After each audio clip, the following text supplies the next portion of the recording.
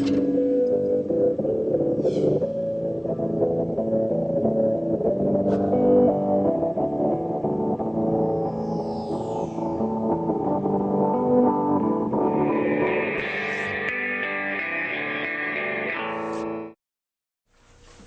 the clock on the wall says 6:30, so why don't we call the meeting to order. Before we go into the minutes, received an email that I thought you all might appreciate hearing. It's from VLCT Passive, who's their insurer, and it's about safety and the ALS Ice Bucket Challenge. You're all undoubtedly aware of the Ice Bucket Challenge. Oh yeah. As you're all probably well aware, the ALS Ice Bucket Challenge has become quite a phenomenon and is making its way across the country as many accept the challenge. Many employers are also getting involved, as YouTube and Google searchers attest. While we've not received any workers' compensation claims from employee participation in this event, we've become aware of some instances where municipal employers are employing bucket loaders loaded with ice and water, using fire truck pumps and other ingenious methods of taking on the challenge. As a result, we want to remind you all that this is intended to be an individual ice bucket challenge and should not employ ever-escalating methods of ice water delivery that pose safety hazards to employees. In some cases, there are also regulatory risks. For example, it's a violation of OSHA regulations to have an employee stand directly under a loaded bucket. Thus, using this method to deliver the ice bucket challenge could subject an employer to citation, and the video documentation could be used to support that citation. In the end, this is a fun-worthy event that employers may choose to support. We just suggest that if your municipality does participate, that employee safety be considered and that unusual methods of delivering the challenge be avoided. So, just for everybody's information. I've seen some videos that were pretty dangerous. Yeah. Okay, so the first item of business is the minutes from our August 7th meeting. Having heard no suggestions for changes to the draft, may I have a motion to accept the minutes? So moved. Second? Second. Okay. All in favor, please say aye. Aye. Opposed, abstention, motion carries unanimously. Road business. By the way, neither Todd nor Mike will be able to be here this evening. And I was almost sick. So you could have come here for no reason at all. Okay, Todd did provide the road forms and road commissioner's report though. Roads. We're grading and raking a lot of the roads now. With all the heavy downpours we've had, they're getting pretty rough. We're also graveling the roads. We've also been cutting dead trees on River Road. We've taken down some pretty big trees that were rotted along the river on the north end of River Road. We've also been cutting some brush. Equipment. The 06 Sterling is a Kenco getting an estimate on having a dump body fixed. It has to either be fixed by winter or we'll need to put a new body on it. I think it can be fixed. The 09 Sterling is a Patriot for an emissions problem. We're replacing all the York rake feet on the front mount rake. 3. Bridge number 45, Hunter Brook. We're still working with V-Trans on a weight limit for that bridge. Al Lumber has been working with us to try to come up with a way to use that bridge with log trucks. Gary has more information from Al Lumber with a possible solution. We would still have to run it by V-Trans before we could say yes to it. V-Trans has been very helpful with this, and they're trying to come up with something for us as well. There's a question as to whether the beams themselves could support a fully loaded log truck. If they can, then we can move forward with either steel plates or wooden planks with runners on the deck. Ballard has pulled out of the log site for now because it's too muddy in the woods right now, but they'd like to log up there this winter. They did have log trucks going over the bridge the other day, but now stopped. And we have Mr. Holden from Allard Lumber with us today. As soon as we get done with this report, we'll be able to let him talk to us about the approach they have in mind. Mowing. Roadside mowing should be getting started any time now. Signs. I have ordered new roll-up safety signs and stands for road work. We have not updated those signs for a long time. They were pretty well worn out. I also have signed posts ordered. Thank you, Todd Lawley, road foreman, Christopher Williams, road commissioner. Somebody tell me what roll-up safety signs are? I think you've probably seen it at the side of the road.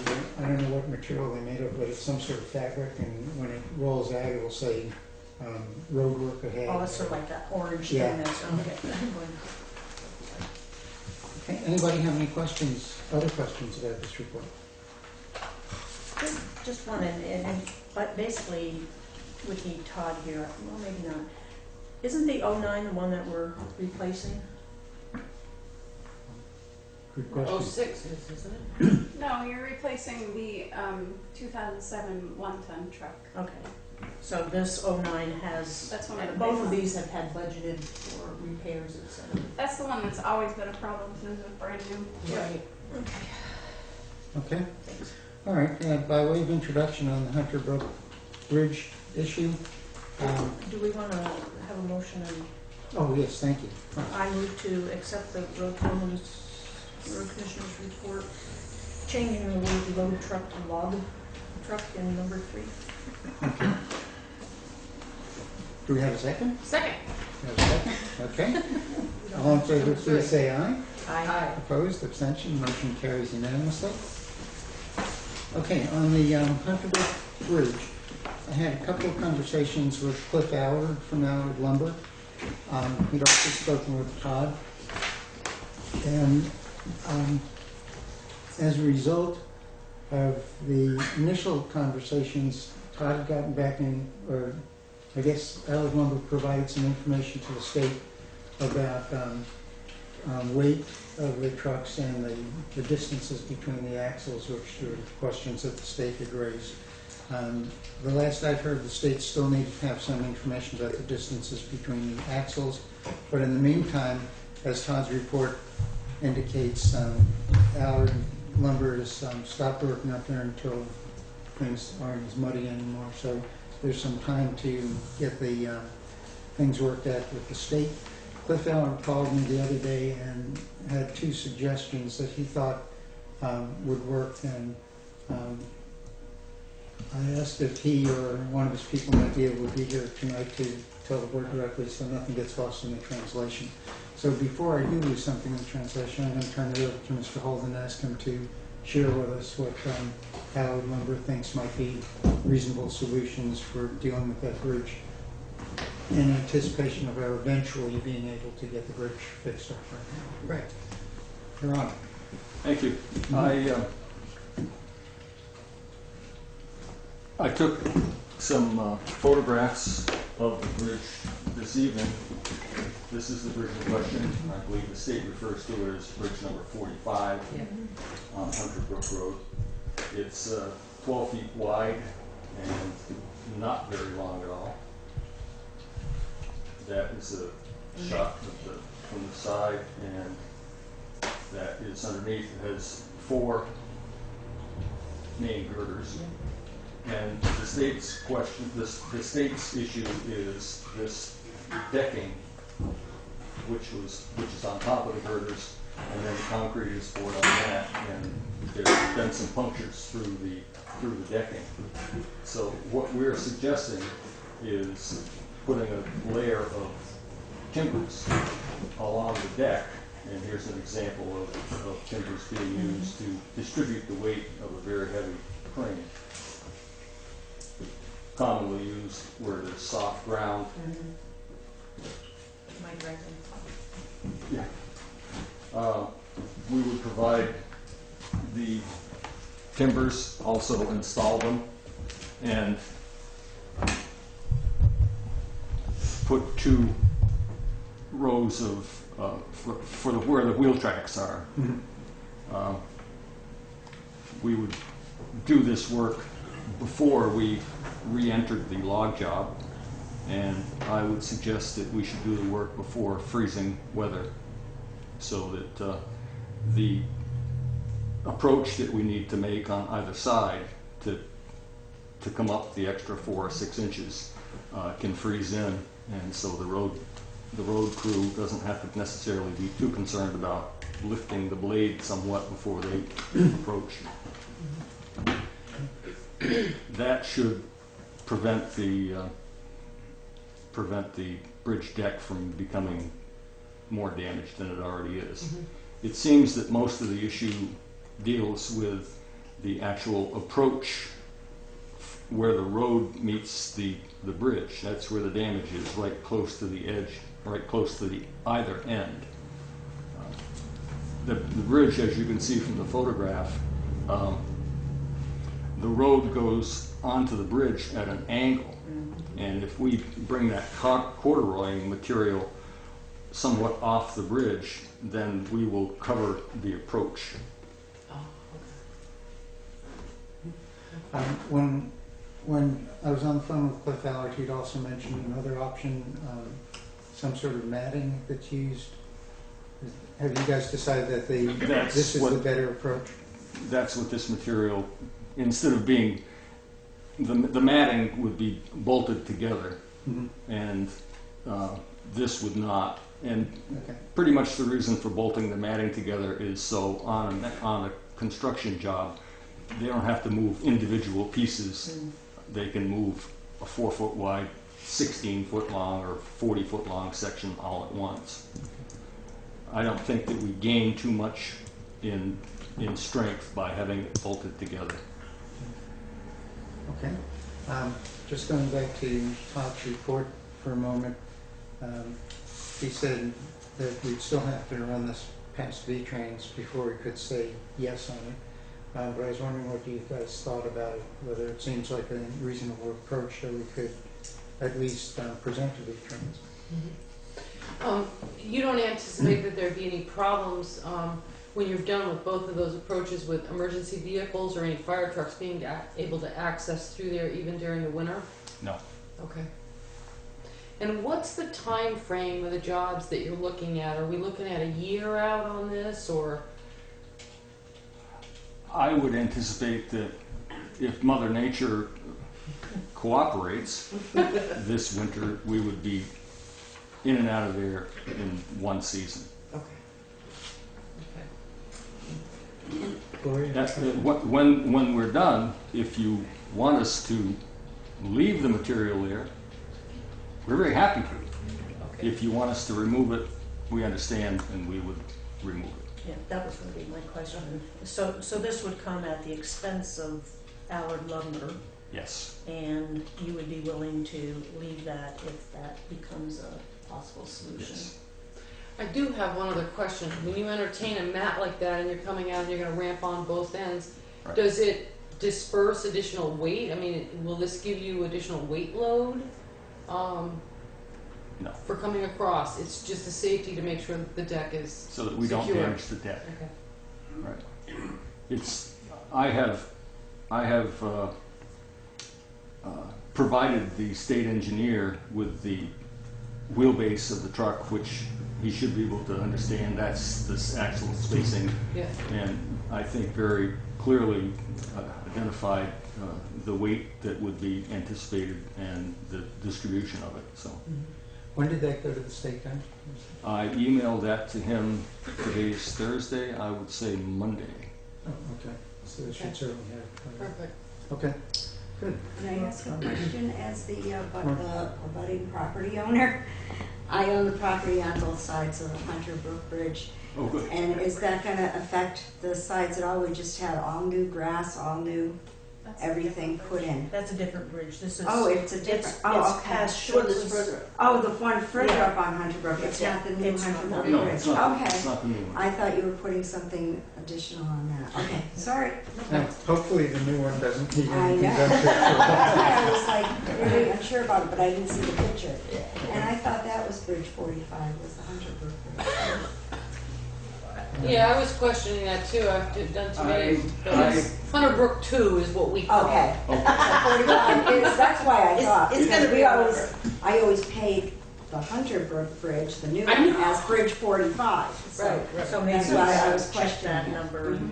There is a bridge, when you go across the new bridge, take a left. That's Hickey. There's a bridge that you can see that's closed. Mhm. Yeah, that's Hickey. Is that 45? No, No. no, That's she's, 45 the is new Hunter bridge is Brook. what she's saying, she's always Paid as paid at 45. bridge 45. Okay, yeah. So we just need to get the number. According to the state, the one I'm talking about is 45. Oh, well. We have two. So Shannon, would you double check with Todd to make sure we have the right numbers for the bridges? Yeah. She's going to check it right now. Okay. While Shannon's checking that, That's the bridge. what do you guys think sound reasonable Alright, to yeah. present this to the state and see what they... Yes, it does. I move to present that to the state. Okay, as outlined by It is 45. Howard Lumber. so we have a motion to Second. present to the state, we have a second Second. on it. Let's vote on that, then we'll go back to the vote number. All in favor, please say aye. Aye. Opposed, abstentions, motion carries unanimously. Thank you very much for the Thank you. offer. Yeah. And we'll get back to you as soon as we've heard something back from the state on if they're okay with it. Say hello to the road commissioner. We were classmates here. Oh, boy. Thank you. Thank you. So Shannon, which one's 45? It is. Second one up is 45. So what's the new one? Hunter Brook 1. Okay, well, We'll, It's the we'll, one that's not on 45. 45. okay, we'll find that at another point. All right, administrative assistance report is the next order of business. Shannon, what you got? I got that at 45. Are they missing anything? I don't know. I should have gave them all to you. there you go. Okay, final site inspections were done today on 236 Dover Road, 28 Stratton Hill, and 5 Hickey. They were all found to be in compliance. They'll do the final inspection reports and they'll close them out. It didn't seem like there was anything the town needed to do for closeout. That was all there on their end. But every 3 years, the town is required to send a picture of each property to Ray Doherty at the state of Vermont. And that's just proving that we haven't built anything that's not allowed to be built on those properties. So those are supposed to remain natural. those Yeah. properties. During the site inspection, we mentioned 246 Dover Road, which is the mobile home. And they mentioned that Newfane was put on a priority list for a hazard mitigation plan approval. So hopefully that will move things a little faster. But until then, we're just waiting. There's nothing more we can do. Chris and I heard from Mary Andes from FEMA, and we'll be meeting with her September 16th for closeouts. So will that close out all of the FEMA projects? That's what we're Yeah. going for. Okay. And then on animal control, due to the article in the Brattleboro Reformer recently, we've gotten 2 letters of interest for animal control officers. Those are in the correspondence box. That would be great. And representatives from Wyndham County Humane Society could not come to tonight's meeting, but they are scheduled for September 4th to look at the contract. So, Anybody have any questions for Shannon? Questions on Shannon's report? Okay, thank you very much. On the animal control issue, are you guys okay waiting till correspondence to take a look at that, or do you want to pull it out? Let's pull it out. Yeah, I think maybe pull it out because people kind of leave. Okay. Yeah, once get to correspondence. Okay, first one I have is from Colleen Scott. Hello, my name is Colleen Scott. I've resided at 65 Whetstone Drive in Brattleboro, Vermont for 14 years. I've had many pets of my own, as well as provided foster care for various organizations over the years. As an ardent pet lover with a desire to see animals treated humanely, I'm 55 years of age, retired, and enjoy the opportunity to again be helpful to animals and assist your town in the process. I would look forward to any training which would be provided and am readily available to participate. Please consider me as a candidate for this position. References are available upon request. So that's one.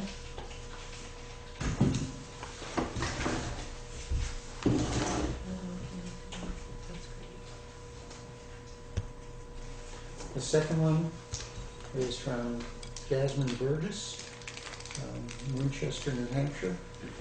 I'm interested in applying for the animal control officer position if one becomes available. I believe I possess the necessary skills and experience for seeking and would make a valuable addition to the community. As my resume indicates, I possess more than a year of progressive experience in the animal care field. My professional history includes positions such as feline caregiver at Wyndham County Humane Society. My responsibilities in this role match the qualifications you're seeking, which include feeding, cleaning, and giving proper medication to cats and small animals. In addition, I also perform adoption counseling to potential adopters. I've attended seminars on proper handling of cats and dogs, as well as the New England Federation of Humane Society's annual conference. In September, I'll be taking the Animal Cruelty Investigation class, which is being held at the Vermont Police Academy. I'm also pursuing my degree in criminal justice to further my goal of becoming an animal control officer. Currently, I'm living in New Hampshire, but I'll be moving to Williamsville in September. I've attached my resume for your review, and I look forward to speaking with you further regarding your available position. Please feel free to contact me if you'd like any further information. So it sounds like we've got a couple of good people who are interested in at least pursuing this. Would it make sense for us to set up an interview with them and make sure they understand what the remuneration is? Or I believe Jasmine was there when I took Rocky down. So she was already, working for the Humane Society, and it sounds to me, her qualifications in terms of having the training of how to handle would be beneficial, and she will be living in Williamsville, which would make a big difference. Yeah, it certainly seems like Jasmine has more professional training Sure. in it than Colleen does. Would you like to speak to both of them, or speak to Colleen and see if there's a match there before going on, or since we have two applicants, should we talk to both of them? I think we should talk to both of them. Are you familiar with either one of them?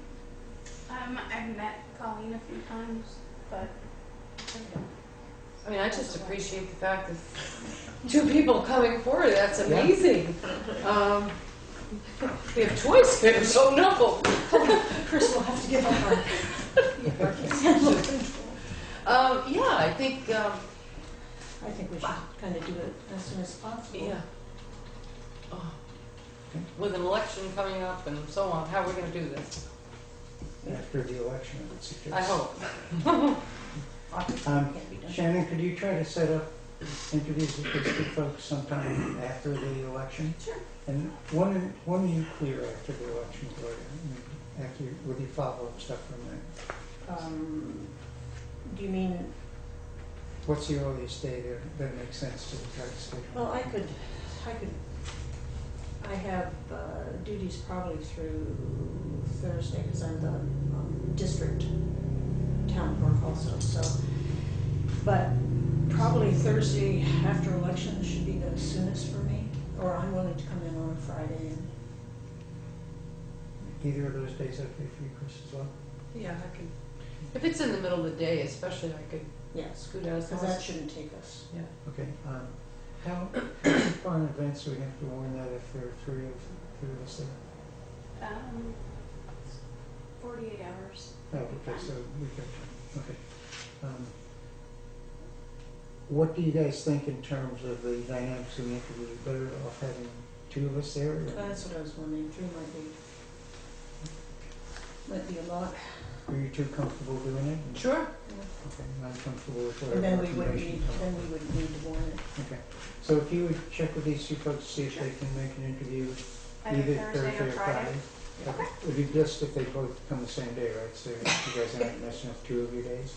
Good idea. Or You know, it doesn't depends. We've got a holiday also coming up with the Labor Day and so on, so there might be some tight constraints. So, So like, you know, if between us, you can get us readily. So if someone's got to come in one time and we got to scoot another, we can do it. Sure. We'll make it happen. Okay. Okay, we'll leave these with you guys. Okay. That's the sort of thing. Anybody out there want to be considered as the animal control officer before we, No? Okay. No, thank you. Okay. Then are there any other questions about Shannon's report?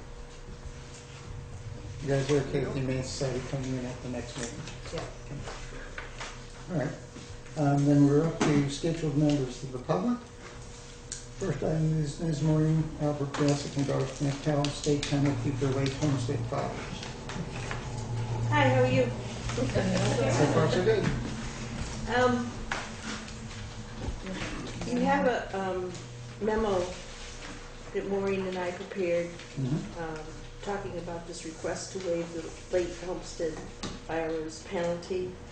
And it kind of explains some of the things that have happened and why we're asking for this. When property owners file their homestead rebate form with the state, and it arrives at the state level after April 15th, and I think it's April 16th, the state assesses a penalty of 3%. And in some cases, we have proof from a CPA and from a woman who showed us her tax returns and her whole thing, that they did indeed file it on time. And Maureen and I have had lots of different conversations with some of these people, and they come in and they really should be dealing with the state, but they come to the town because it's our tax bill, and it makes the town look like they're the ones that are responsible for all of this. And it really is, and sometimes the state will say, well, it's a glitch in the system or whatever. Well, that's not, it just puts a bad taste in the mouth of those people that are assessed a penalty. And the penalty is on top of what they already have as consider a high tax bill. Now, there was this one woman who was very, very upset and sleepless and all that, because if you don't file on time, they switch it to be non-residential, and she was so upset. She wasn't non-residential. She's been living here forever and ever, and I had to try to explain to her, when she gets a rebate, she'll get switched back. But it just, there's a lot of, I think, ill will and anxiety and things on that it looks like the town's responsible for doing this, and the town isn't responsible for doing this. Now, I contacted through listserv towns to find out how many towns some of the towns that had waived the penalty. And I showed you a list of those that I heard from, which is about 12 different towns. And it's been so much better for them that they've been able to waive, and the selectmen are the ones that have to waive it. You know, if you tell the people, we're supposed to tell the people to call the state. Well, you can't, if you've ever tried to call the state, you don't necessarily get a response. And when you're having, for anybody, especially elderly person, push one, push two, do this, do that, it just upsets them even more. So Maureen and I would like to request that the select board waive the penalty for the late homestead filers in Newfane. This amount of money currently I think is about $1,200 total. But just that whole ill will thing and that aggravation that it causes for the people, they don't get, if they are going to get a rebate for those late filers in the beginning part, they don't get that rebate until after September 1st or something. Then new tax bills have to be issued and all this. It's just a lot more work and a lot more problem. So if we could just waive the penalty and be done with it. So how does this work? The state assesses the penalty, but we collect it, so we have the authority to waive it? Yes. Mhm. Yes. Okay. What do you think? I'd like to make a motion that we approve the request of the listers to waive the late homestead filing penalty that the state assesses for this town. Second. Yeah, we have a motion and a second. You want to talk about it all? Well, I'd just like to add that about $800 of that $1,200 shouldn't even be charged. The state is making the mistakes. We're getting proof of that. Yeah. Left and right. So, and yet it's on our tax bill, and we look bad, and we can't waive it without select board's permission. But if we had to go to you every time to waive that, I mean, it'd be a big waste of our time. abatement things we do. Yeah, you want an abatement for every little penalty? So, I was looking forward to your company every time one of those things. well, thank you. Okay, we have a motion on the floor. Any further discussion? All in favor, please say aye. Aye. Opposed, abstentions, motion carries unanimously. Thank both you for very your- much. Thank you both for explaining all that and setting it up. Next item of business for scheduled members of the public, Tad Montgomery and Don Cream on Solarized Newfane proposal. Ted, sit here? No, I'll stand. Okay. Should I sit If you stand over here, they can capture you on video. on the cushion chair? Good. Cushion chair's good. I can swivel. Yeah, Meet the audience. life is good. Just don't lean back in there. I apologize for not being at the meeting that Tad gave his presentation.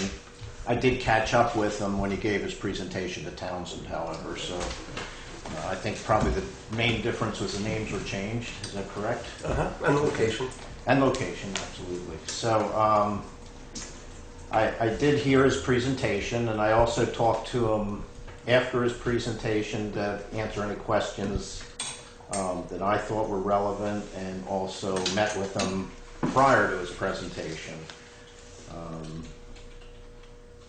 And it's my understanding that from an email that a couple of towns have gotten the endorsement of the select boards to go ahead with it. Is that correct? With their Endorsement in the wide use of that term. Okay. Yes.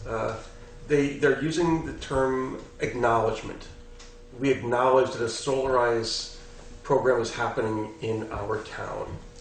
And that seems to avoid some of the issues around potential complaints from other solar companies in the area.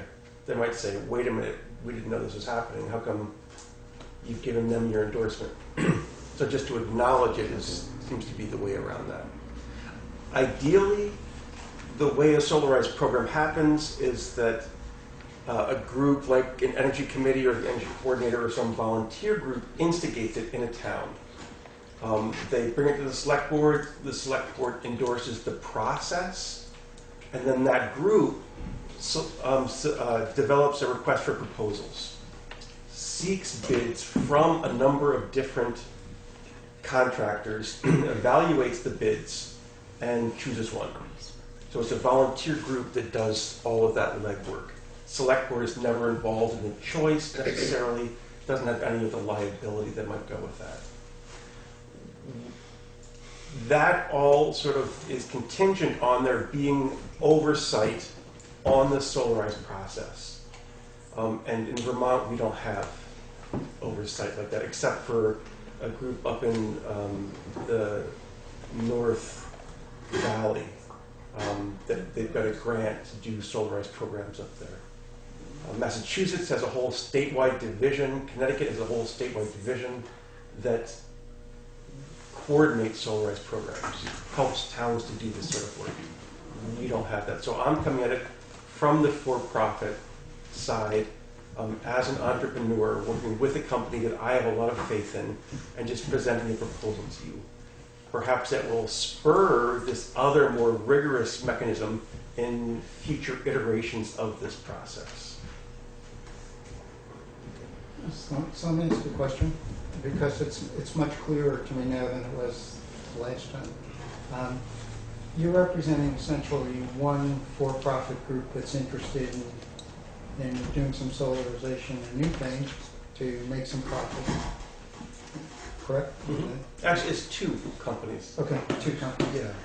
But there may well be other competitors in the region who would like to do the same thing. They just haven't come to the board to talk to us about it. Is that Potentially correct. so? What I wonder is, well, two things. One, based on the understanding that this is a for-profit operation, why do you need even an acknowledgement from the select board? Why don't you just do whatever you do as a profit-making organization to advertise and get clients and the rest of it?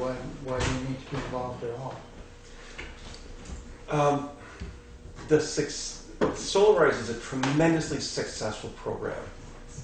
When you look at data collected on towns that do Solarize programs, the number of installations that happen just skyrocket on a graph when a solarized event takes place.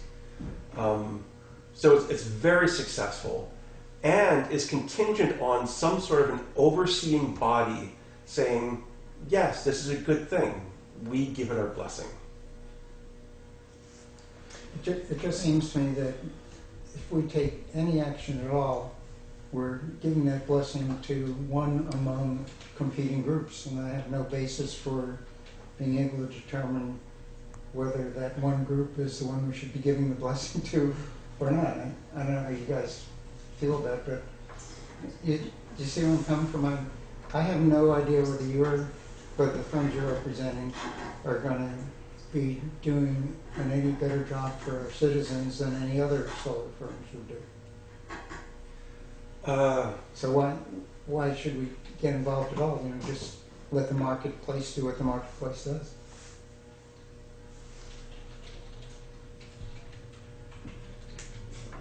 This is a way to make solar energy affordable to the average person. It's a bulk discount type of arrangement. If that doesn't come into play, then some large number of people in town just won't have access to solar. So I understand that part. I think that's great. What I don't understand is why the select board should be involved at all. You guys may see it differently. No, I'm feeling the same way. And one of my questions is, for example, you have this village of Newfane. Is this something where you could go and tap all the businesses? I mean, it sounds like door-to-door salesmanship, but collectively kind of get them together and say, please look at my solarized program, and if y'all went in on this, it would save you money.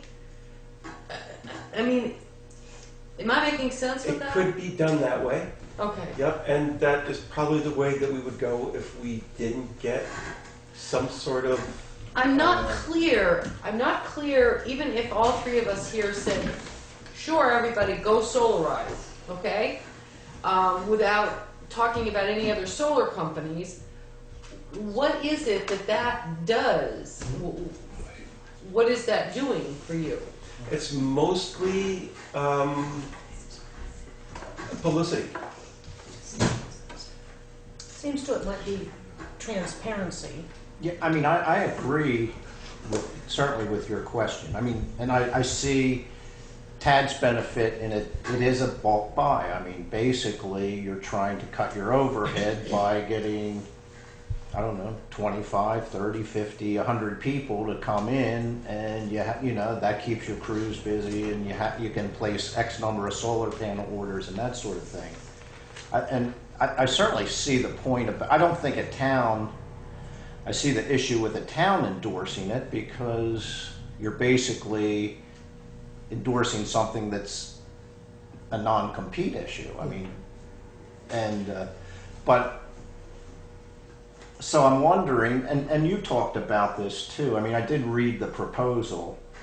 It's not specifically a town of Newfane proposal. You were saying there's other towns that you would like to bring into it to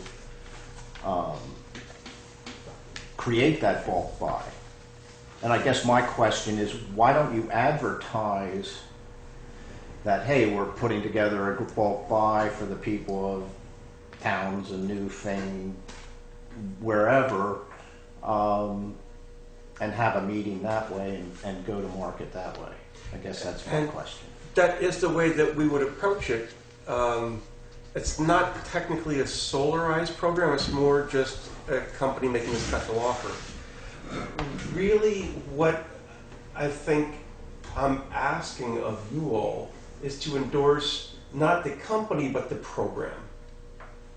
And the solarized program could be done by anyone, and there's no excluding a homeowner from getting multiple bids still and choosing the company that they like the best.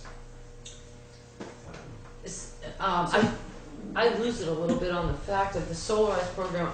I personally don't want to discourage solar. So, but on the other hand, I'm not sure what the solarized program is. If it needs a small group of people You know, we have a newly budding, what was the business association of people in the whole town here that are very active and trying to get things done. And that is certainly an avenue where if potentially you needed some people to work a program like that, that may be where you're gonna get your bodies. I mean, unless there's something where the town of Newfane needs to get involved with siting solar, use of town property, that type of thing, we're happy, I think, to say, hey, you know, anybody that wants to go solar, here's a guy that's doing it, and there may be other ones, but I don't even know that acknowledging it is, I don't know what it's doing. I can't quite wrap myself around what that's going to do. And I wasn't here for your presentation, but I heard you say earlier, you know, when this solarization event happens, then it's, you know, there's you said tremendously successful program. Without taking, you know, the amount of time of your presentation, could you just summarize what a solarization or solar event would be that would be tremendously successful? So a town on some level, whether it's this board or some other volunteer group or an energy committee, decides to do a solarized program. It's a limited time event. So in this case, we were talking about only through the end of this year, because we want to help homeowners capture a state incentive that's disappearing December 31st. And it's up to $2,500. So part of this program is to help people to catch that. So it's a limited time offer.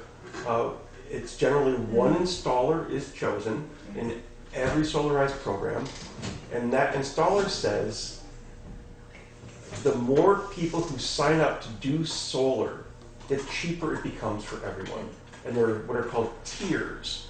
Like the first 10 people, when 10 people signed up, it's such and such a price. The moment the 11th person signed up, it drops down to a lower price for everybody. Then when the 20th person signs up, it drops down to a lower price, on down to whatever, 50 or 70 or 100 households. So, Chris, Got a question?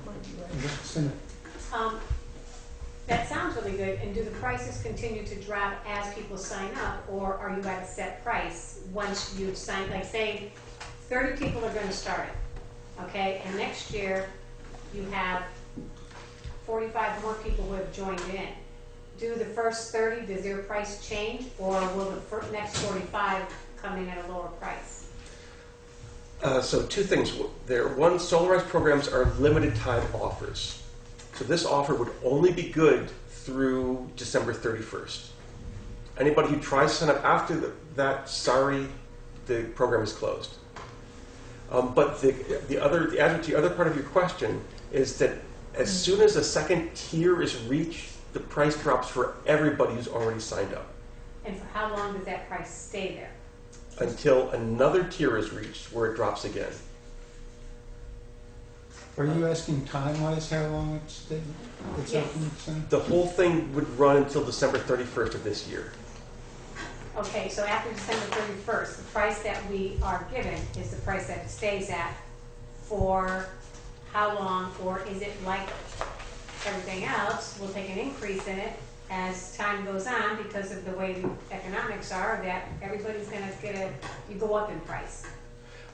Everybody who has signed up for the program by December 31st has a solar array installed at their home or their business. At a guaranteed price. At a guaranteed price. Yeah. And does that Yes, cover Chris. their Oh, I'm whole, sorry. their whole If they home? want, you can choose however much of your total electric needs you want to satisfy. Okay, so there won't be a, I'm sorry, can I still keep talking? Mhm. Can there, I know that there is, for example, there's a gas company that does this, where if they get enough people, the price of gas is a lot cheaper. I know Townsend does this. All right?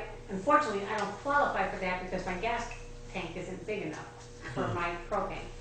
So is there can somebody just do a very small panel to be in the program, or do they have to have Is there a minimal amount that you have to purchase in order to be part of the program? So the proposal that I've submitted to the town has two components. The main solarized component would be solar installed on people's homes. And with that, whether it's in your yard or on your roof, there's a lot of infrastructure costs. So it might cost you thousands of dollars just to put the first panel up. You might only want one panel, but it's still going to be many thousands of dollars to get that first panel up. And then subsequent panels are cheaper because the infrastructure is all paid for. So that's the first part of the answer. The second part is that we're also offering, as part of this program, the ability to buy into a community solar array. That we have found a farm here in Newfane, an organic farm, that is very excited about being part of this program and having arrays, solar arrays that people can buy in this large, beautifully situated setting. Now, I just delivered the contract tonight to the farmer. It's going to be hopefully a place where they can free range their chickens under the array, so it will remain agricultural. Hasn't been signed yet, it's still a ways off, but that is another aspect of this. So you can just buy one panel in that array for the one panel price. Now, the information I got, Ted, it said that it was based on the number of kilowatts. Is that right? 10 kilowatts or? That's for the home solarized. Okay, so that group, the farm is not going to be part of that.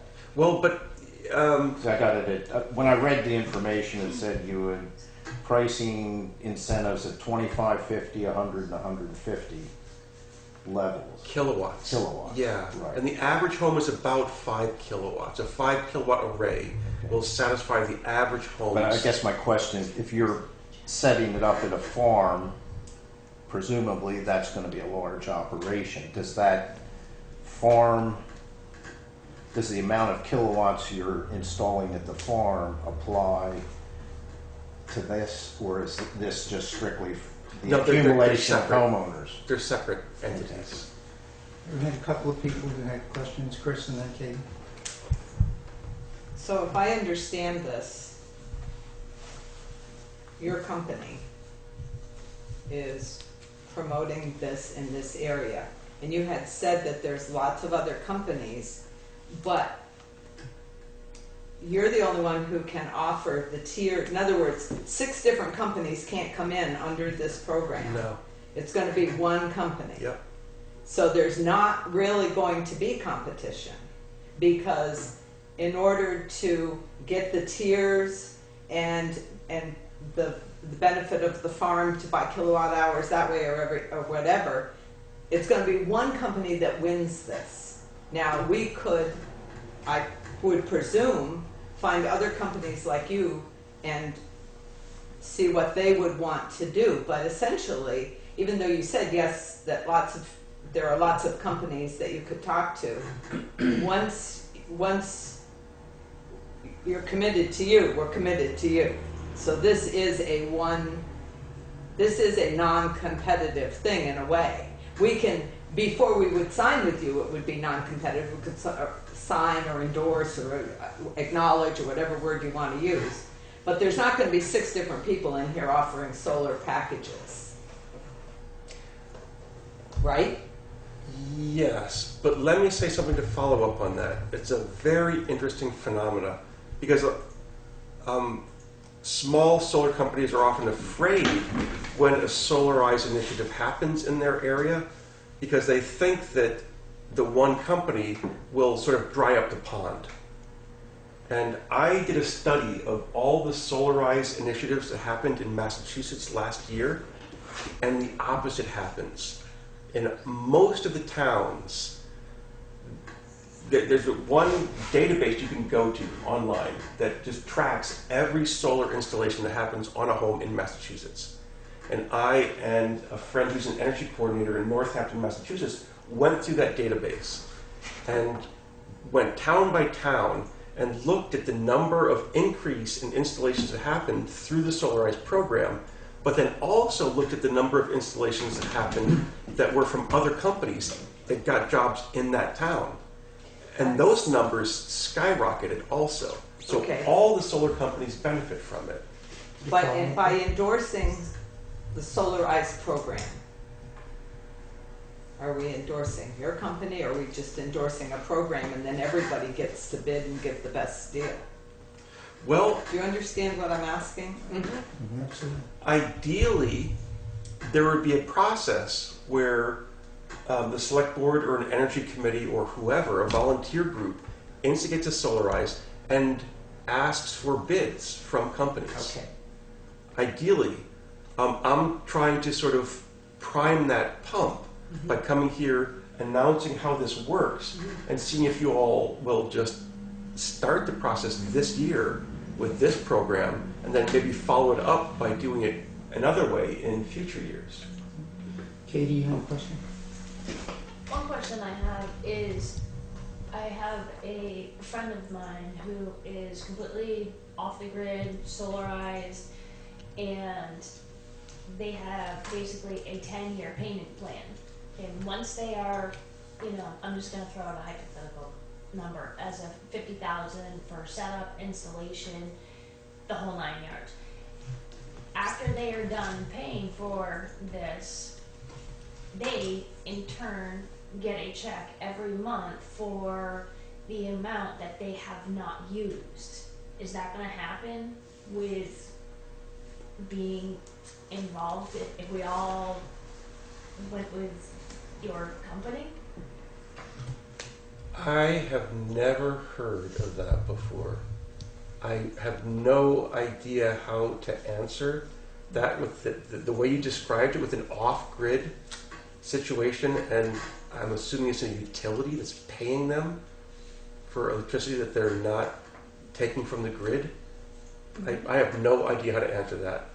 But I will say that the state of Vermont has mandated that utilities must pay everyone who produces electricity through solar 6 cents above and beyond the retail rate. So we pay about 15 cents per kilowatt hour here. The state pays us 21 cents.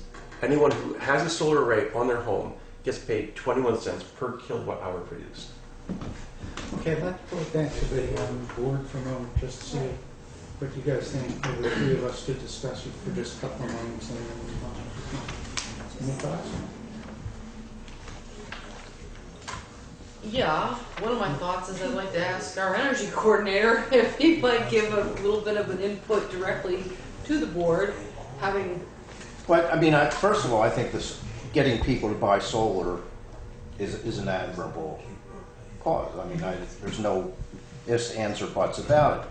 And I think if you can get people to competitively bid on a group purchase, I mean, I don't see any downside to that. But I certainly understand the board's point about if we endorse this, what are we endorsing, and why do we need to endorse it? Because why can't a company market this as a pool order independently? So, I think it's all very admirable. I guess my question, like yours, is what does the town have to do with it, and why can't we go with that? I'd like to offer a couple of thoughts. One is that without meaning to be snide or anything at all, what we're hearing is a very nice sales pitch from one company. But that's really all it is. And I know that whenever the town is going to purchase anything, we always try to get multiple bids so that we have some idea of what the price points are and what's a good deal and what's not a good deal. This is a little bit different because the town's not purchasing something, but we potentially are doing something that might encourage some of the citizens of the town to go one way rather than another way. And I'm very uncomfortable with that, without the competition at the front end. So for example, if we were to get a proposal from Don or even a group like Newfane, where there are people from various parts of town would come together and say, we would like to solarize and we'd like to get the best deal we can, and we think we can get a better deal if the town endorses what we're trying to do in some way. My reaction would be completely different then. I think that that's a wonderful idea. If there's some way the town can help the group of people in town who want to do this, that's great. But this almost has the cart before the horse kind of feel to me, where the notion would be great if it were a result of competition. If the program we were being asked to do anything about was one that we knew was the best deal for the people in town, then I'd look at it differently. But we know nothing really right now. All we have is one firm's suggestion, which sounds like a neat program, but I don't know if that's the best one. Personally, I think it's a great idea. But to add on to that, my knowledge of this is not, is basic. I think, hey, I think I'm glad the topic's been raised. I did get an email from Brattleboro that there is a community roundtable on September 22nd, and that's to review community solar options. So I think this is a great jumping off point right now. And I've signed up for that roundtable the 22nd, so, you know, I think the more information, the better, if we can go into this with our eyes more wide open, I think the better. Yeah, I've got a couple of things. We had presented to us this PACE program that had to do with, and that seemed to, you know, it kind of, and I haven't heard anything about it except in terms of some of my emails that I get that say, you know, this one had to have it so that if they defaulted on paying, it ended up, you know, we had to collect the money. And Yeah, the town was absolutely actively involved. Yeah. And PACE So- is a financing arm, as I remember. Yeah, so anyway, we've had that with solar, and I really want to commend you for the fact that he's here, and why haven't we had other companies who have to be aware of the funding that you were talking about, the December 31st deadline, and Tad's the only one who has come to. I don't think that we would want to endorse, but I think just acknowledge the fact that there's this solar initiative. And I think, you know, personally, it would be something that we could bring to Newfane New. And maybe then, because the time is ticking, it sounds funny, but the 23rd, suddenly the 31st of December is upon us. So if we were able to put this before Newfane New to see if, and then maybe, Don, you could come to Newfane New meeting and, you know, just see, is it something that the business people of the town and, you know, residents might be interested in, and bring it back to the select board?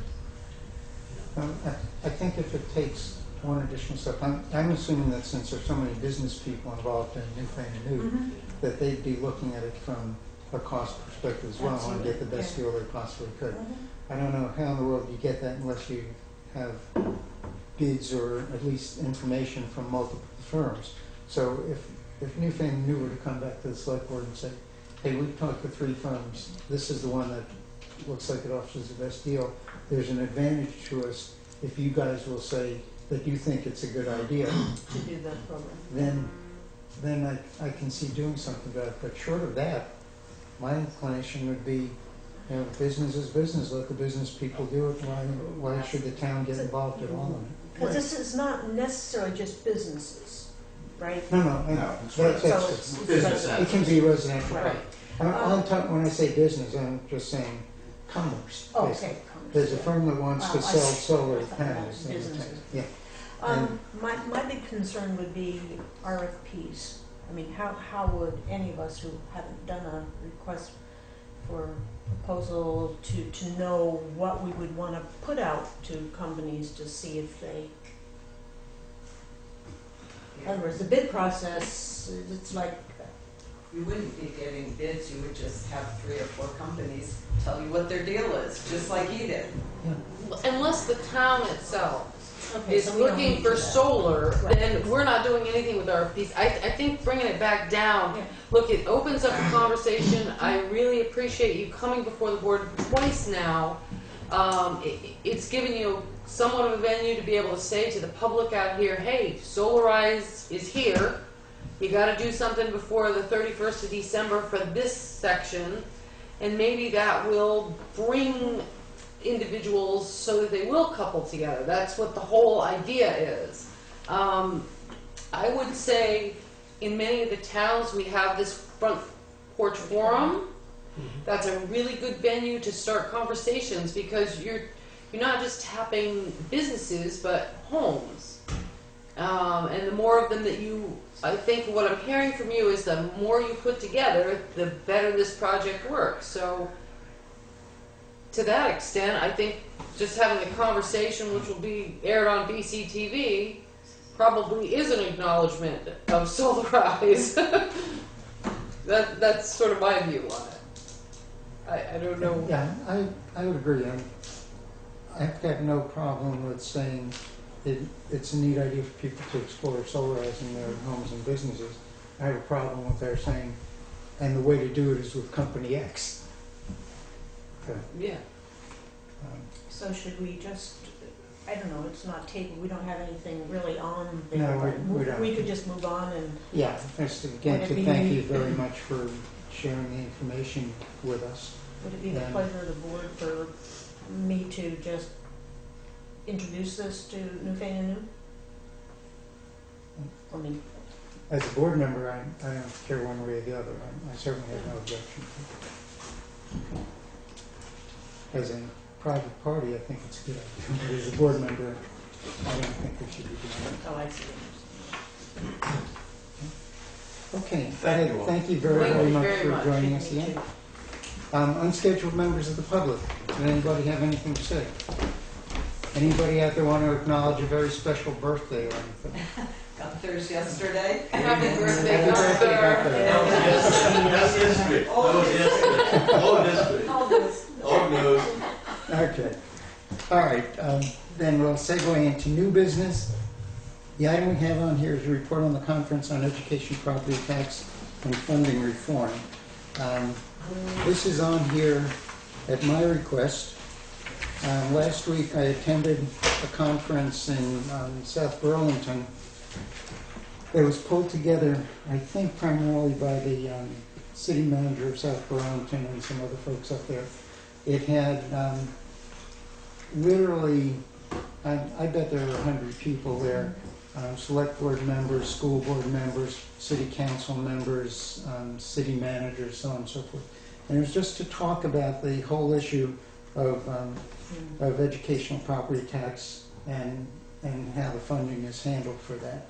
And the basic thrust of the discussion, which went on for most of the day, can be summarized by something that a seventh generation Vermonter said at the end of the program. He said that he's leery about saying this because he's got 6 generations of Vermonters who might be spinning in their graves. What he was saying was that he might be forced to sell his property and leave the state. And the reasoning that he presented was that statewide, population is either flat or declining. Statewide income is either flat or declining. And yet the budgets, especially for the schools, continue to go up and up and up. And at some point, it just isn't sustainable anymore.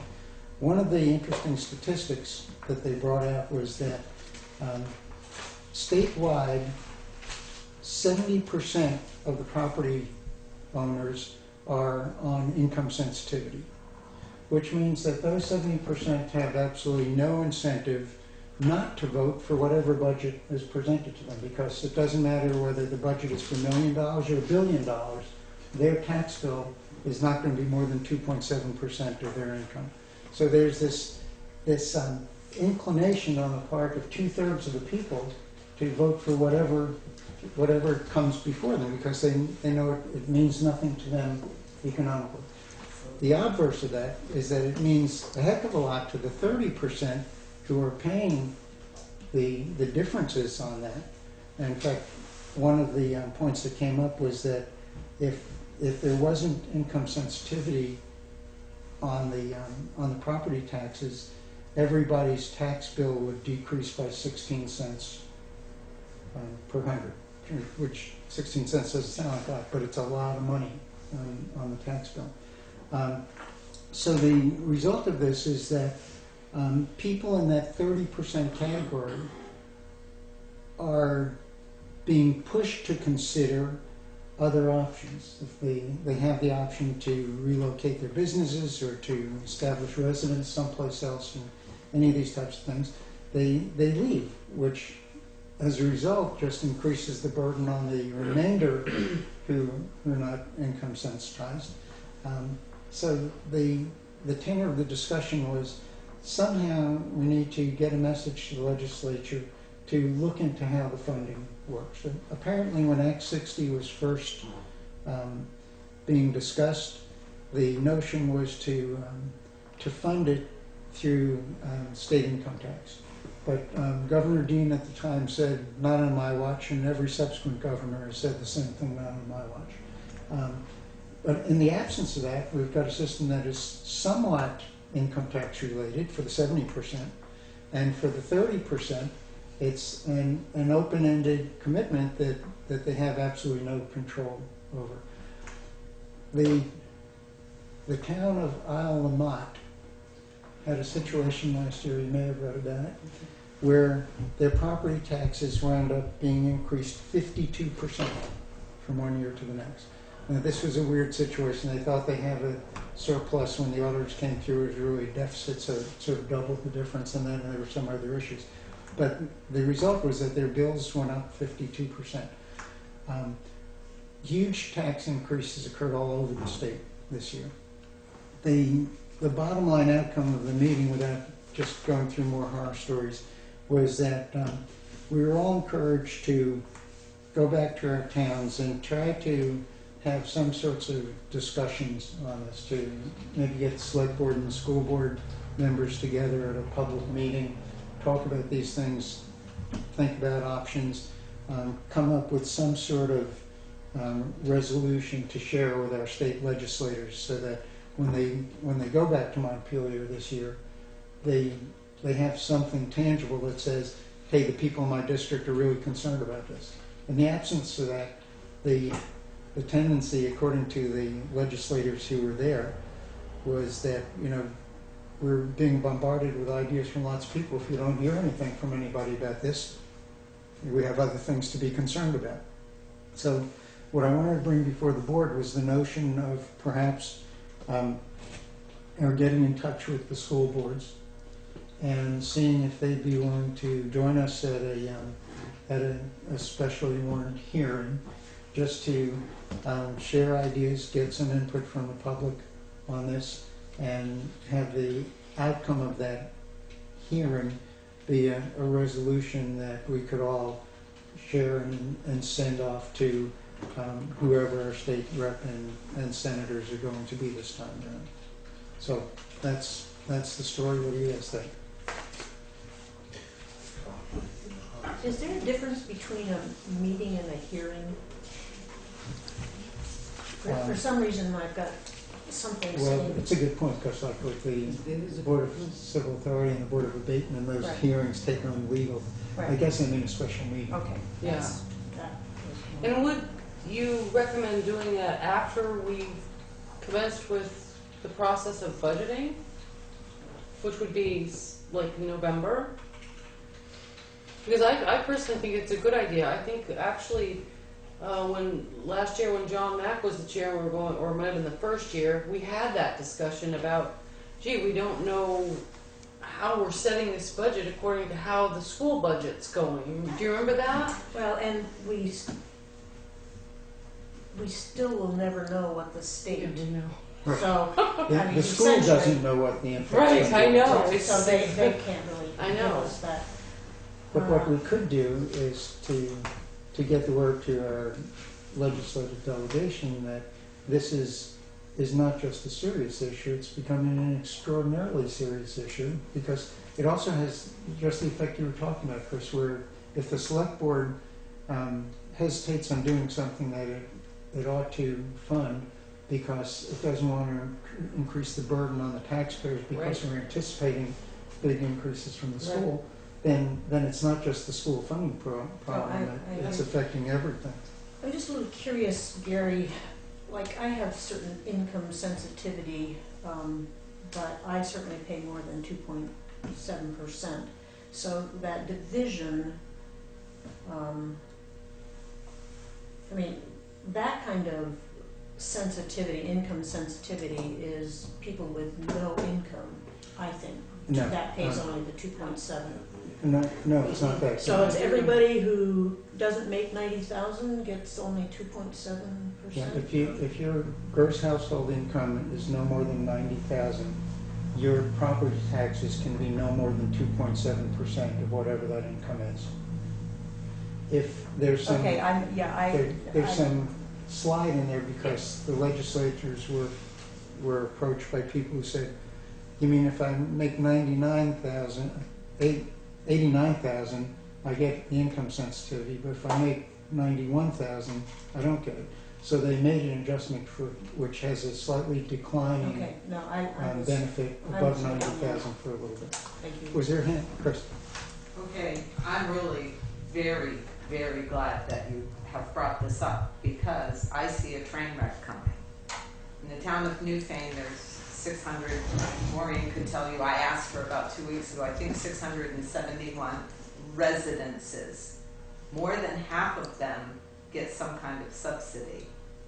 And we're looking at a revote of a huge budget on the school end of things for a heating system at a time when you've pointed out there's also, according to Zillow, 40 residences for sale in Newfane. We're facing, and we're probably not as bad off as some places, the potential for really drastic increases in what it's going to cost people. And as you said, the more people leave, the more burden is on everybody else, and people will have no choice but to leave. So I think there's a sense of urgency of, if not in a public forum, getting with the school board and saying, hey guys, do you understand what's going on here and the implications of it? I just think there's an urgency to this. I don't think you can wait until after they've approved the $1.2 or $3 million budget for a heating system. You know, this is just going to keep rolling on itself. And solar array. Yeah, I would suggest that at least some kind of preliminary discussion about what you learned and the potential implications for the town should be publicly had as soon as possible.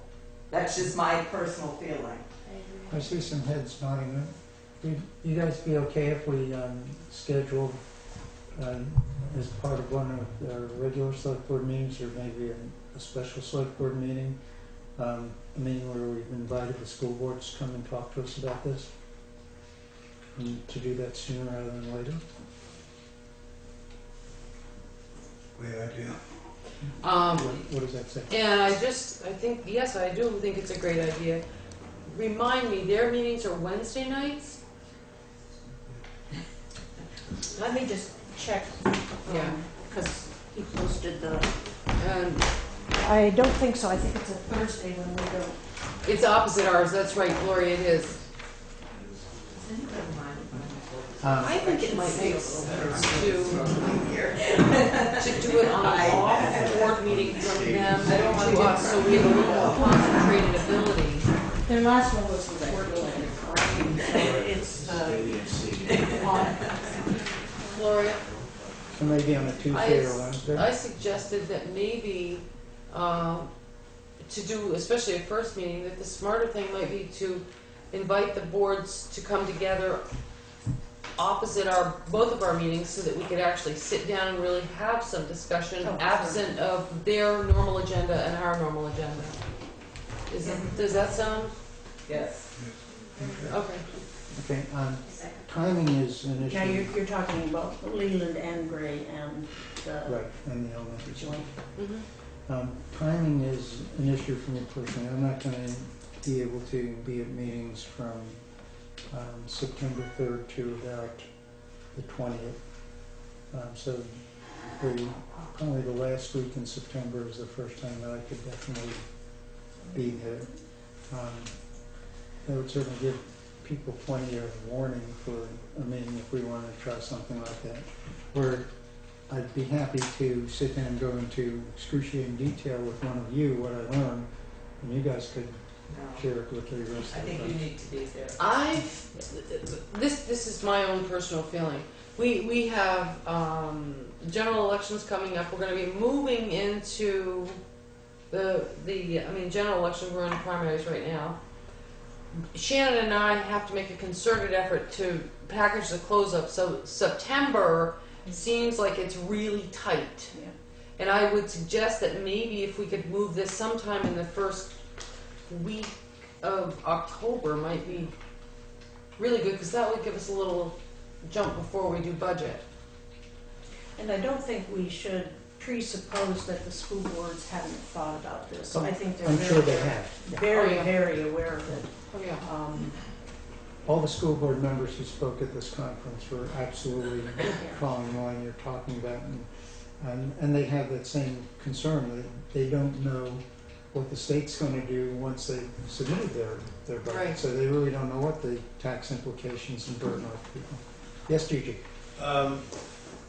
May I suggest that once you've totally formulated what you're going to do, how you're going to do it, and when you're going to do it, get in touch with Mike Fair, have him write an article so everybody that reads the paper knows it's coming. Good suggestion. Thank you. Good idea.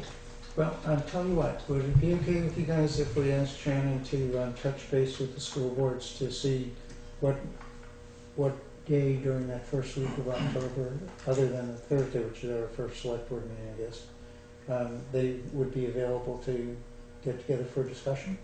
Yes. And then, Shannon, once you have some date that makes sense for them, let us know, and we'll see if the majority of the select board can get there for that as well. When does the legislature go back into session? Well, the election's the beginning of November, right? I don't know. So It might be January 1st. January, yeah. I'm just thinking about our potential school board chair that might be a representative. I think the school board now meets between the select board Thursday. Yeah, So that means The the alternate last Thursday. week off, which is going to be a Thursday. okay, so the first week of October might make sense for everybody if it can be But other we than first Thursday. and the second. We have a select board meeting. Yes, other than a Thursday. So Oh. Monday, Tuesday, Wednesday, or Friday that week. There wouldn't be a conflict, right? Maybe not with the select board, but then Yeah, I think Shannon will try to pull it together for us, won't you, Shannon? Okay. So talk to us. October? Or- You're talking about First I week. mean, the first week. Yeah. Okay. I mean, I think it's September. Well, your meeting is actually before the first full week, Right. because the first starts on a Wednesday. Right. Okay, so maybe Okay, the week 7th, after 8th, our 9th, and meeting. 10th is what I was thinking, yeah. Okay, if you it might could, be their regularly scheduled. Right.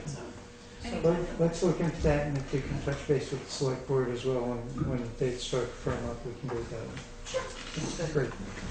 Did anybody have any other comments we ought to be thinking about related to this in the meantime?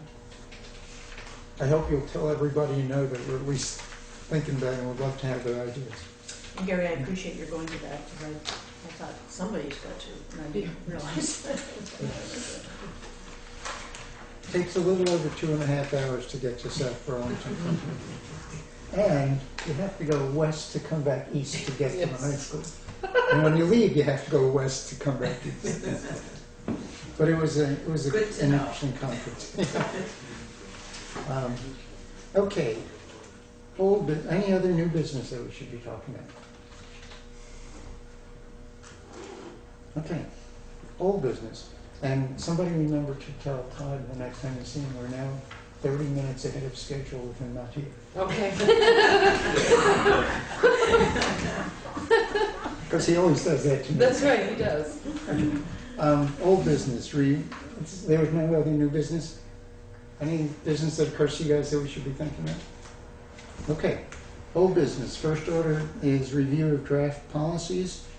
Shannon sent us a draft of the Williamsville Hall policy and application. Is that something? Oh, there it is. I have not. Oh, you haven't had a chance to look I at it? just not. I just haven't. I Yes, ma'am. have Go ahead. had a quick chance. So I had suggested to Shannon today that she check for us on number 8, which is the insurance portion of the contract. I'd like to have it loosened way up, if that's possible, because it's going to prevent somebody who wants to do their little birthday party. There's no way they're going to get those kind of limits of coverage without an event coverage policy. So we have to talk about that. And then I really would like to have someone on the Williamsville Hall committee just do a run through too, so we got more minds on this as to how they feel especially your highlighted items should be adjusted. So could we revisit that maybe after we've known somebody's looked at it from that perspective? Sure. And for those of us who don't have colored printers, can you gray it instead of yellow? I'll give you this It will one, print because I gray. can print it right back off again. I've been printing, anyway. She'll print gray for you, Okay. but if it doesn't, let me know and I'll print you one. When I read it, I didn't see any highlighting on it at all. See, that's where I I think, didn't miss it, but maybe if I tried to print it, it would come up. But just reading it online, I didn't see it. Okay. Yeah. Okay, so If you we're need going me to, I to, will print one and highlight it for you. so we're going to share this with the Williamsville Hall I actually Committee. did email it to the committee chair Okay. and just asked them to, put it on their agenda for their next meeting Okay. and to get their thoughts on it. Okay, so you guys comfortable enough with bringing this up at our next meeting then? As long as they've had an opportunity to respond back, then I'll put it on for whenever they right. Okay, come back. alrighty. Anybody have any questions about that? And you all know what we're talking about. We're revising the application form and the policies for renting out Williamsville Hall so that people would still be able to rent it for the events that they wanted to use it for, but that the town would also be covered legally if some problem arose, if someone got injured there or something like that, that the renter would have sufficient insurance coverage to absolve the town of any problems related to that. Okay, Lynch Road discontinuing. We have a timeline that Shannon has put together for us. Let me read it so the folks in the audience know what we're talking about. I'm going to set a date and time for site inspection and hearing. Notice requirements indicate 30 days notice to the property owner via registered mail. Planning Commission posting in the town clerk's office and the newspaper not less than 10 days. So we've got, if we wanted to move absolutely as fast as we could, we'd need to make a determination tonight, and we wouldn't be able to do anything until late September for the site visit and hearing. I'm confused by planning commission. Planning Commission needs to be notified within 10 days of the meeting. Property So owner it's- has to be so notified it's- 30 days in advance, everybody else 10 days in advance. Okay. Joint boards have to do, yeah. Yeah, I did. Second item is the decision in the order. After the site inspection and the hearing, the board has 60 days in which to file a report of their findings, as well as an order of discontinuance to the town clerk for recording in the land records. Other important notes, item number 3. Decision must be in writing and must set forth a complete description of the highway. B, the board must base their decision on public good, necessity, and convenience. C, if a board decides to discontinue the road, they must notify the Vermont Department of Forests, Parks, and Recreation of the decision, as they can decide to create a trail instead. D, all towns are encouraged to consult the transportation section of the town plan as well as their zoning bylaws. So what this is saying, as I understand it, Shannon, is that the site inspection and the hearing is when everything's open to the public. There's not a separate public hearing about that. Could we do the site inspection and then come back here for the, Yep. that's the way it works? Mhm. For the hearing like the Development Review Board does? Right. Okay. Okay. Anybody have any questions? No, just a statement, complete description of the highway. I chuckled. Talk about 65 feet long and goes across the bridge. Right. So much like properties have property descriptions, Mhm. somewhere in the land records will be a property description of that highway. Definitely, okay. Yeah. So, what's the board's pleasure? How would you like to approach this? Shall we ask Shannon to get a registered letter to the property owner as expeditiously as possible, just to kick this off? I think we have to look at setting the date first, right? Because you don't, we have to be able to tell him when we're going to Okay. have that. Is that the case, Shannon, or do we have to alert him that there will be a site visit in here? The letter to him has to say the date? Yes. Okay. So then, what date makes sense to you guys? It's at least 30 days from tomorrow. I don't know that I'd hit the 30 days from tomorrow. The first thing that I think I would do, my recommendation would be that Shannon put a notification to the planning commission to prepare them that we're going to be doing this. We should take at least a moment so we get everybody together. And so we know where they're all at, so when we go to this 30 days, we're all on the same page. Okay. We don't want to find out that somebody's not able to meet or do whatever. And I think that 30 days, if we can hit this right, it would hit somewhere after this first week in October. 15th of October sounds good for this one. What is the 15th of October? Anybody have Wednesday, Wednesday? before your select board meeting on the 16th. Yeah, that's right. 16th is the select board meeting. What do you guys think? Should we aim for the 15th with the proviso that we ask Shannon to let the planning commission know what we're thinking about? And part of the planning commission's here, so he knows what we're thinking about. Our meeting is Monday, On Mondays? this coming Monday. This coming Monday. And then what I would like to do also is in that interim pull that information together so we have the file created a little bit more. We need to have those records. We cannot do a hearing without them, I don't think. I think we can pull it together so we could hit it by the 15th of October. Okay, so It's a can usual Well, but that's a usual board meeting for me from another. yeah, I'm organization. saying really the second full week in October does that sound like a good range? sounds reasonable. Yeah. Anyway, what would be a better day for you that week, or? I know Thursday's not good. Yeah, Monday and Tuesday, Friday. How about a Tuesday, so we're not imposing on anybody's Sunday. weekends in the fall? The 14th. The 14th? Aim for the 14th? That's okay? Now That's already on it. that might be, I don't know when I think Todd needs to be part of this, and he has one Tuesday, that's always the fire department, so. Okay, so why don't we do this? Shannon, could you check with Todd, see if that Tuesday works for him? If it does, work up the letter, I guess, for my signature to send to the property owner. We need to warn the butters about this as well? Or just the would think- property owner? It's not required by law. Don't think it They is. need to, whoever is going to be affected, there's really only one. So as long as the property owner gets this registered letter with the date, we can publicize it as much as we want to get other people who might be interested to come to it, right? Okay, why don't we do it that way, so at least we've got the ball rolling. I just ask, Mhm. I wanna ask Chris something, but privately, has to do with a different Okay, board meeting. If we're gonna do the 28th, we want to so meet in- we'll aim for the 14th of October? No, absolutely, that will take care of September and October, I would think. I could do it on the 15th then. We can do it on the 15th? I just got the So- information from Chris. We have preference between the 14th and 15th? No, I mean, I'll go with wherever everybody can coordinate. 15th might be better because I think Okay. that is the fire department. That's what I'm thinking, yeah. Okay, so we'll try for the 15th on that.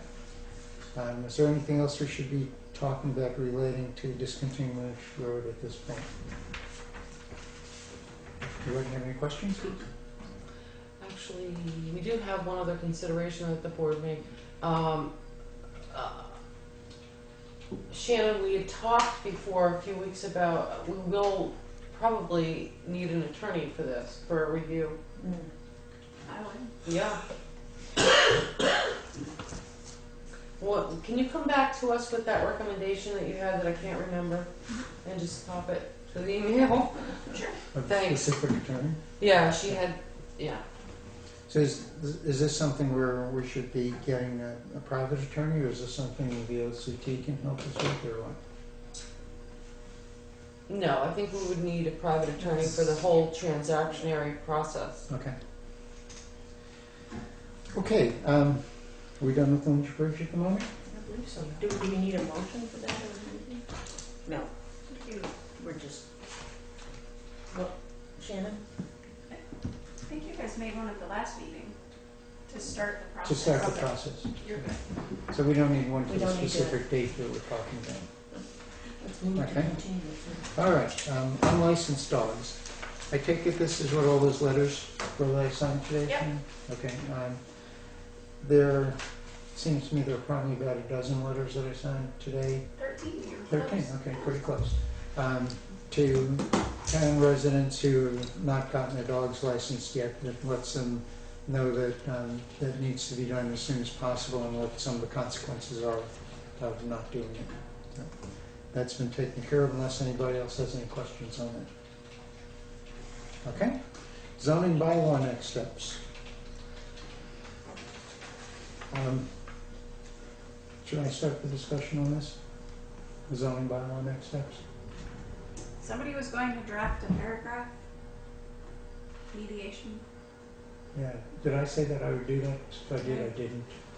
You did, Did I? Okay. I think. And the planning commission is going to look at the missing sentence in the definitions and get back to the board with the We correct did version. have, that was a new sentence, that wasn't in the abbreviations before. And we put it in there, so we should have I intended to look it up and I forgot before I came here, but it should be there.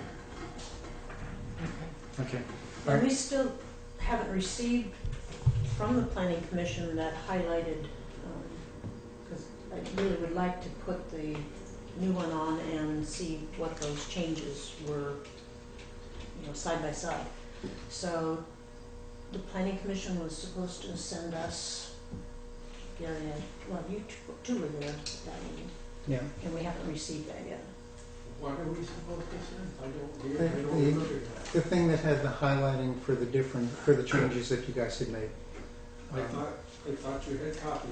Didn't we get those You know, yet? we're supposed to, electronic ones, Oh, to be able to, Well, a copy that I have, I wish I brought it with me. Remember, I brought the copy and showed you that omission. I don't. So I'm questioning whether you Maybe have the that's what I'm same copy thinking we of. have. That he showed it to us. And the one I had is supposed to be the one that you got. Yeah. And in the meantime, remember I talked to you and we still gotta discuss that, Yeah. is the fact that the official one still has to be checked on to make sure there's no variations between that. I'm talking about the discs. There's a problem with discs to paper. Okay, That's the problem. why don't we do this? Shannon, could you check with Tristan to ask him to resend us the copy that Ed's describing that's got the changes highlighted? Yep. And then share it with the select board? Will they take care of it first? But I'm asking for an electronic copy. Electronically, yeah. Okay, And you'll just email that to us all? Yep. Okay, thanks. okay. Any other old business that we should be talking about? Unfinished business. No, I don't have anything. distance. All right, if it's okay with the rest of the board, I'd like us to have a short executive session after this to talk about personnel matters. Since we're ahead of schedule, and I don't think this should take too long, but it just gives an opportunity with a small group to try to see what's going on. Okay? And that doesn't have to be warned. I checked with Shane, she said that they actually said we shouldn't put it on the agenda ahead of time. They don't want it on the agenda. Okay. But what's the reason for that, by the way? Because I I can have think no of why. idea. But towns have been being corrected on that because they used to warn them. Yeah. And they said you should not be warning them. Okay. Alrighty. Then in the absence of any other unfinished business, let's move on to correspondence. I took care of some of it with the animal control officer stuff. I have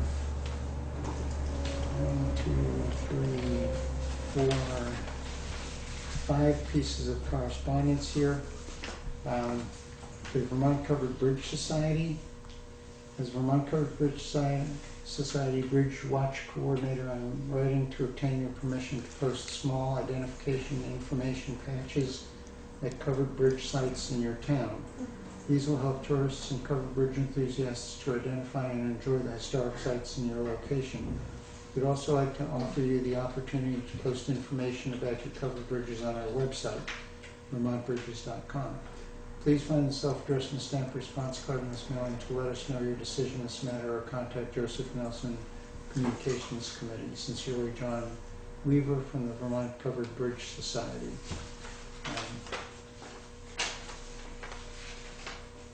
And there's attached thing that says, welcome from the Vermont Covered Bridge Society. This covered bridge is located in such and such county. For a description of this bridge and the other 4 bridges located in the county, please go to vermontbridges.com/whatever the county is. So that would be their posting? That looks like what the posting would be. What do you guys think? Sounds good to me. I think it's a great idea. I mean, I would just have Shannon check with Todd to make sure there's not any rules that we don't know about from V-Trans or otherwise, and make the contact back to them. Does it go on the actual bridge? Uh, What it sounds like. It sounded like it, but at that bridge there's a kiosk. There's I a guess kiosk they put there, that on the kiosk. because there actually is something written that you're not supposed to put anything on the bridge. I thought there was, so maybe we suggest that it go on the kiosk then. Yeah. That's perfect. Gary, they pay for the cost of the plaque, right? Yeah. Yeah. Okay, so we'll follow up with them, let them know that with their understanding that they pay for it and that they put it on the kiosk, that's fine. Okay. Okay, all right. Okay, we have a note from the zoning administrator. You know, I'd like to add a second item to our executive session and just talk about this letter in the executive session, if you guys are okay with it. It's another personnel issue, Oh, okay. so I have to remember to do that. You both okay with that? Yeah. Okay. Next one is a letter from Henry Pinckney and Townsend. Thank you for the letter of August 13th. My new suggestion is to add a train track for that train station with a train on it. Also contact, it's jumping up and up. And this is a follow-up on Henry had written that he thought that the town should purchase the old train station, move it over here, and have an information center and this sort of thing. For everybody's benefit, the Historical Society has been negotiating with the Mantell family to purchase that property. It would be left there, and the society would maintain it and renovate it and so on and so forth. So, and we basically said that, shared that with Henry, right? Yeah. Okay. I don't think there's a need for another follow-up letter on that, right? Okay. To the Newfane Selectboard from Jim and Jane Olmsted. Jim and I would like to thank you for putting the no dumping sign at the pull-off below Cushing Flats Road. The sign seems to be working. We haven't had to report large amounts of trash there since the sign was put up.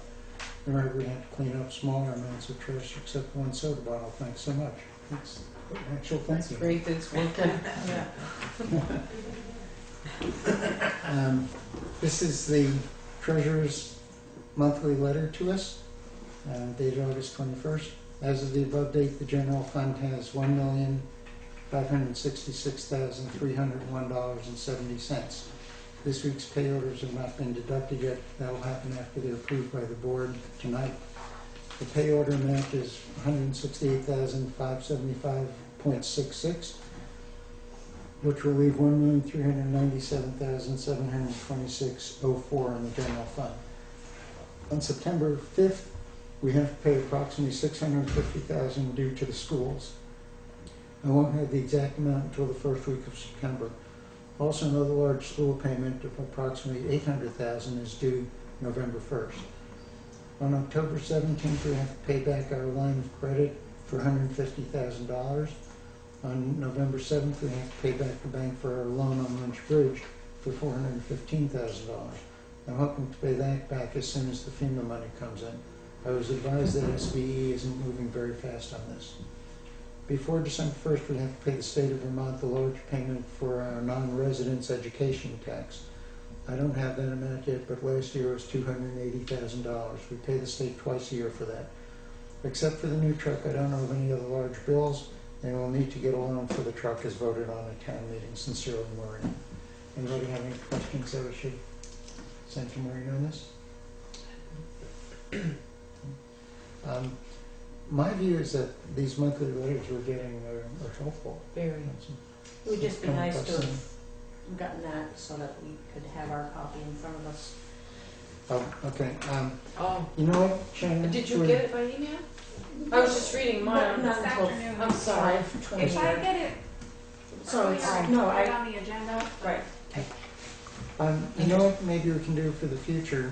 That can just make copies of the letter itself for everybody. Yeah. And then we don't have to copy all the details behind it, but they'll be available for anyone who wants it. No, I'm just saying, if I weren't working until 6 o'clock, I wouldn't have gotten that, and I couldn't see how Todd or Mike would have, because it came so I late. didn't look at it electronically. Yeah. I guess I had planned on, because it came today, I was putting it on the agenda for the next meeting, but Yeah, no, I think, but Yeah. anyway, it's Okay. we've got money and we need money, that's the result of that letter. It looks like nothing extraordinary is going on the treasury front. Okay. Anybody aware of any other correspondence? Okay, how do we handle it? So pay orders is next, or do we do the executive session and then pay orders? Yeah. Yeah? Because, yes, because we could come out of, are we gonna come out of executive session with, motion? I'm just thinking about, For group? because if we could, then we need to be here. Yeah. I don't Do know, I you do can't. pay orders, Rich? No. So either way we go, when we come out, we're going right to pay orders. So he's gonna be off. So, Rich, the issue is that I don't know whether we'll have a motion or not coming out of it. Yeah. Depends upon what we So you talk could about. just, I move to go into executive session for, personnel issues. Okay, Second. second. Okay, Are we inviting? we need to Yeah, vote. do we need Shannon in? Do we wanna invite Shannon in or not? my general inclination is to have Shannon in on whatever we do so that there's someone with a relatively young mind who might remember what we talked about. Thanks a But I may lot, be speaking for myself, but Unless it's personnel issues that involve anybody who well, is. tell you what. I would be inclined on this one to Do it exclude on our Shannon. own. Okay. Yeah. Okay, let's do it that way, and if we actually come up with a motion of any sort, she'll be aware of that. Okay. Okay, so let's. We're going to go into executive session from which we may. there, or are you? If you're going to do something here, we can go over there. Yeah. No, I can, no. Okay. Okay.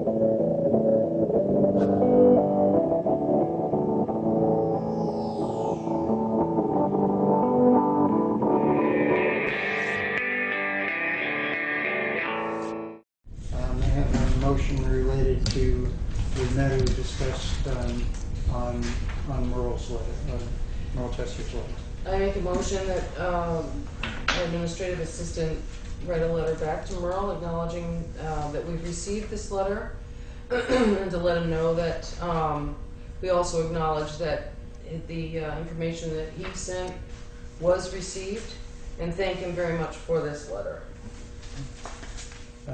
Is there a second and some discussion? Second. Okay. I would want to put in there a sentence that says that we apologize for the misunderstanding. Okay? Yeah. And I Shannon, would allow that as a Okay. friendly second. so is that okay with that kind of Fine. condition too? Yeah. Okay, all in favor, please say aye. Aye. Opposed? Abstentions? Okay, we'll do it that way. Shannon, could you do that one up for my signature to Merle, and if you can get it tomorrow or sometime, or whenever you get it, let me know, I'll come in and sign it. Okay. We also, in the executive session, were discussing another personal matter, and we need to be able to recess on that to try to get the other board members here. Can we do something like that? Do we have the ability to recess in a actually do a literal recess and To keep that tomorrow matter? morning or something like that? Which we just had a motion to come out of. Yeah, we're out of executive session. Oh, maybe yeah, it's- we got That's what I'm.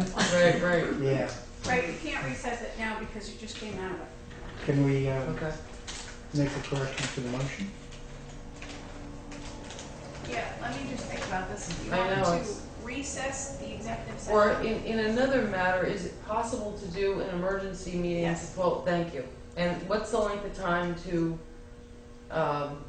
warn that? There isn't one. Thank you. You have it, and then you post as soon as you can afterwards that you've done it. Okay, So let's So- just do that. what we want to do then is to have an emergency meeting with the board tomorrow morning at 9. Is there a chance that Mike could make it then, or? I can put a call into him as well. Okay. And what we'll wind up doing is going into executive session immediately to Okay. deal with the rest of the I can reach Todd as early as 6:30 in the morning. That's great. What are you doing up at 6:30? What's that? What are you doing up at 6:30? Do Oh, you I think get we up can at try to 4:30. catch Mike? I will definitely catch Mike. Okay. Mm-hmm. And when you talk to Todd, please tell him it's really important that he be here for all possible. And At we're what at time? 9 o'clock. 9 o'clock. 9? Do we want to meet here? Well, my office and the listers don't come in, so we can. Oh, that's right, it's Friday. Yes, perfect. Okay. Okay. Okay, so Friday, 9 a.m. Will you need me there? I wasn't actually planning on being in tomorrow, No. but I don't think so. He said it'll just be like tonight. if you would just write down times, that's all. Oh, I would need for okay. minutes. Okay, so Okay. that you can do the minutes? Okay. Yeah. Great. Okay, Tom,